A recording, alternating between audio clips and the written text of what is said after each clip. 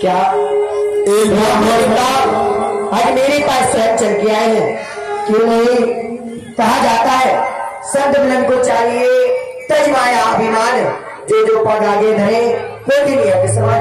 मुझे स्वयं चलना चाहिए और क्या हमारी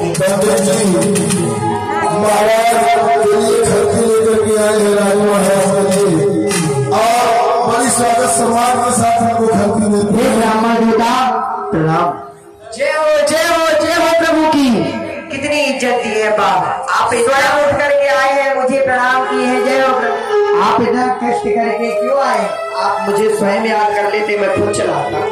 नारायण मूर्ति बैठने